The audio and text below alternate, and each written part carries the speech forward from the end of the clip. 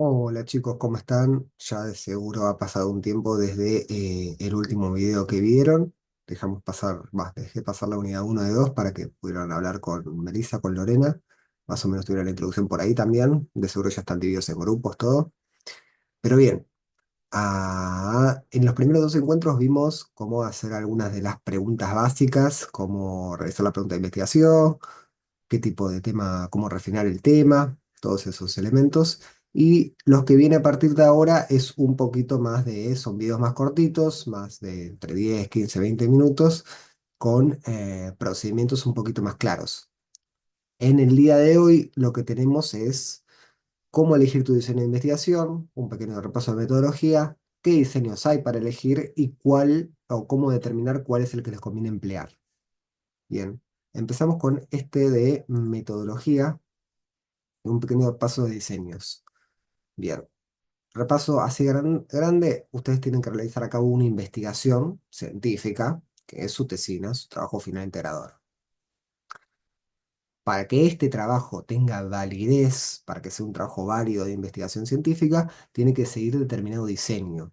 Los diseños es, en definitiva, protocolos y pasos de procedimientos claros acerca de cómo recabar, procesar y expresar la información que ustedes tienen de sus fenómenos a investigar.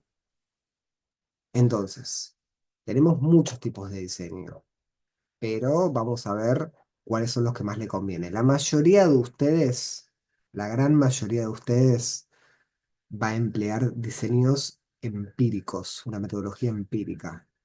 La metodología teórica se va a reservar por los trabajos que sean de revisión. Por ejemplo, revisión de la literatura, la revisión sistemática, ese tipo de cosas. Que tengo entendido por lo que me dijeron, no hay ninguna en este cuatri. La mayoría va a ser investigación empírica. ¿Qué significa esto? Que van a salir al campo a recabar la información. Van a hablar con personas, o con grupos, o con comunidades, o con lo que sea, y van a poder recabar los datos de esa manera. Ahora, van a salir al campo, está claro. Después tenemos la división, si se quiere, la más como importante, que es los diseños cualitativos y los diseños cuantitativos. Lo que interesa más en estos videitos, y estos videitos tienen como el objetivo más de ayudar o guiar a los procedimientos cuanti. Pero en lo que se refiere a quali, vamos a ir un poquito más adelante. En primer lugar, acá tenemos quanti. Bien. Con quanti, lo que tenemos es lo siguiente. La diferencia entre uno y otro es que este va a emplear medidas estadísticas y numéricas, mientras que las investigaciones de carácter cualitativo, van a buscar un entendimiento en profundidad de los fenómenos a estudiar. ¿Cuáles serían dos ejemplos que diferencian?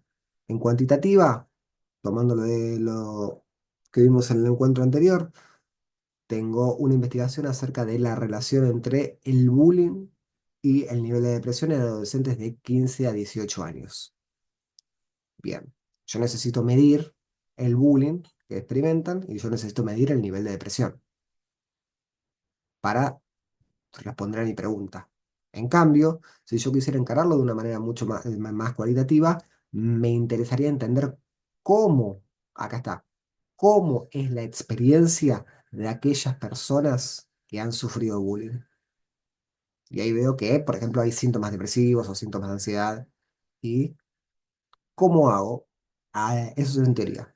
¿Cómo hago la diferencia en la práctica? Este va a trabajar con encuestas, estadísticas, números, mientras que la cualitativa va a trabajar con entrevistas y con preguntas a profundidad o preguntas semiabiertas. Por ejemplo, yo acá voy a tomar un cuestionario del cuestionario de depresión de Beck para la depresión, y el cuestionario de Maslow o el inventario de Maslow para el nivel de bullying. Mientras que para cualitativa, yo voy a, basado en los textos y lo que ya hice en pasos anteriores, que vimos en videos anteriores, esto de la revisión de literatura, leer mucho del tema, voy a formular una entrevista de entre 7 9 preguntas generalmente, en donde voy a indagar respecto a la temática o fenómeno que me interesa estudiar. Preguntas como, ¿Cuál es la sensación que más experimentás respecto al bullying? ¿A qué te trae? ¿Cómo han sido tus experiencias con el bullying? ¿Has visto o has sido testigo de instancias de bullying? Todas preguntas importantes, pero que a diferencia de obtener un valor numérico, el nivel de depresión y bullying apunta a entender el bullying como un fenómeno integral. ¿Está bien? Después, las cuantitativas se van a dividir en experimental y no experimental. La experimental, no creo que ninguno vaya a ser experimental, así que tranquilos, no le vamos a repasar mucho. La que sí van a ser las no experimentales. Estas son aquellas investigaciones en donde ustedes van a investigar cosas que ya pasaron. Por ejemplo, con este ejemplo de el bullying y la depresión. El bullying y la depresión ya pasó. Yo voy a la escuela a tomar los test, ¿tá? A diferencia de las experimentales. En las experimentales ustedes provocan el cambio. Por ejemplo, la eficacia de un tratamiento para la depresión. Ustedes el tratamiento lo aportan, ¿tá? Entonces tenemos no experimental y experimental. Y la no experimental se divide en longitudinal y en transversal. Ninguno acá va a ser longitudinal, todos van a ser transversal. La diferencia es la siguiente. Longitudinal son distintas tomas de datos a lo largo del tiempo. Por ejemplo, yo quiero estudiar el nivel de apoyo al aborto que hay en la Ciudad Autónoma de Buenos Aires. Y tomé una encuesta hace 10 años, hace 5 años y ahora. Y evalúo el cambio en la actitud hacia el aborto a través del tiempo. Eso es longitudinal. Transversal es mi toma de datos se da en un corte en el tiempo, en un solo momento. Entonces, la mayoría de los diseños que van a emplear van a ser, todos van a, el 99% va a ser empírico, de carácter cuantitativo, no experimental y transversal. ¿Está bien? Ahí vamos. Hipótesis, hipótesis. Ahí hago una pausita que agarro la otra diapositiva y estoy.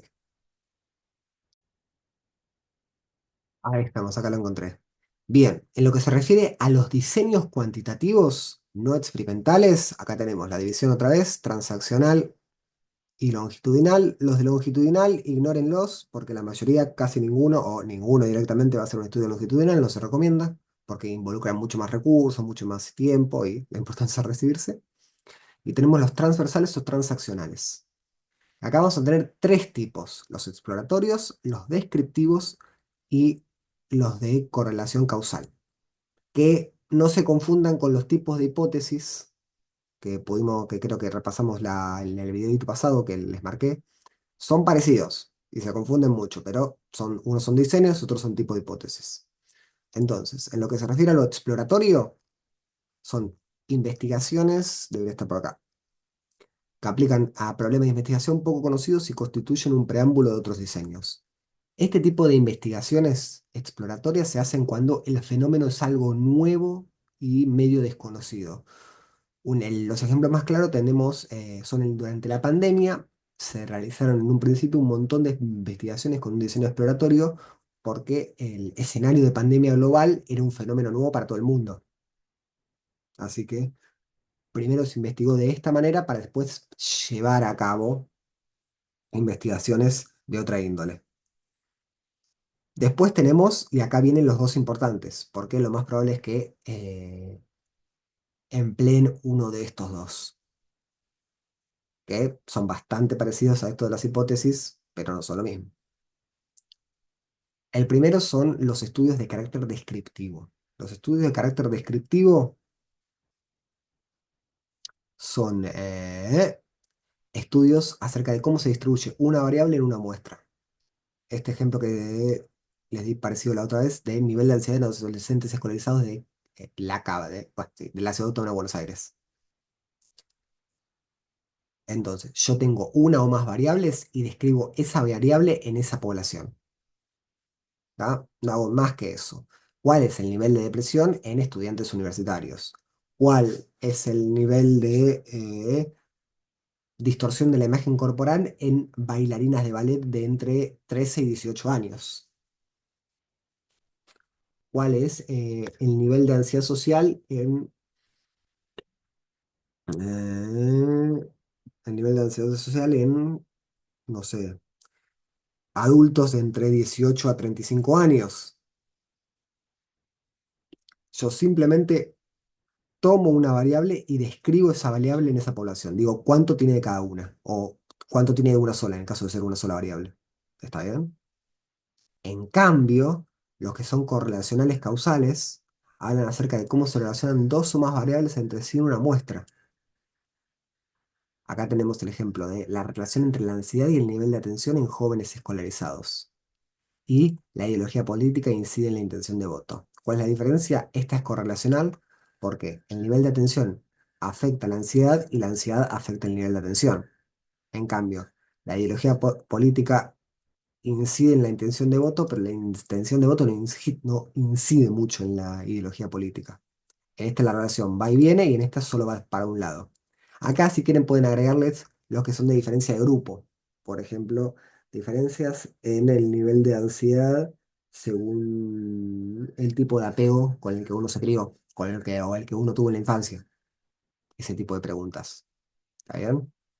Entonces, acá vamos con cómo hacemos para determinar cuál es el diseño que a mí más me conviene. Volvemos a lo que vimos el video pasado de la pregunta de investigación. Una vez que yo tengo formulada mi pregunta de investigación, voy a poder decir, me conviene este diseño. ¿Por qué? Porque el diseño tiene que ser, mejor dicho, el diseño tiene que adaptarse a la pregunta. Tiene que ser el diseño que más le convenga, depende de lo que quieren saber. Y acá vamos a hacer una pequeña pausa.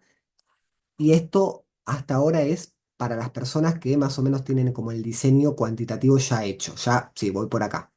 Muchos de ustedes, y me estaba aclarando Melia otra vez, tienen como dudas entre si hacerlo quanti o hacerlo quali.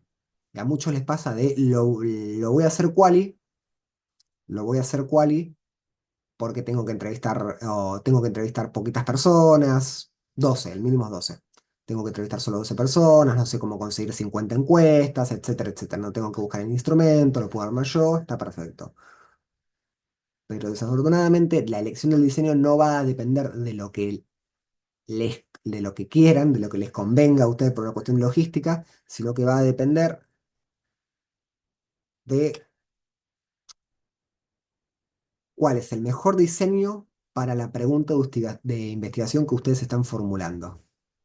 Basado en esa pregunta de investigación les va a rendir más un diseño por sobre otro. Si ustedes quieren saber el nivel de algo, la diferencia entre grupos, la relación o la incidencia, entonces lo que más va a ayudar es un fenómeno, es un diseño cuantitativo. Si ustedes quieren conocer la historia, las experiencias, no características, las exploraciones de características culturales, entonces más un diseño cualitativo. Pero bueno, en definitiva la idea es esto, no elegir primero el diseño y después saber el fenómeno, sino preguntarse, este fenómeno, ¿qué es lo que yo quiero saber? Bueno, yo quiero responder a esta pregunta de investigación. Bueno, ¿cuál de los diseños me va a favorecer o me va a ayudar a responder esta pregunta de investigación? Y ahí es como lo selecciono. Lo chequean con las docentes, todo, pero lo seleccionan. Pero bueno, este más o menos ha sido eh, el video respecto a la elección de diseño. Y bueno, espero que les haya ayudado y nos vemos en el próximo que sería de marco teórico.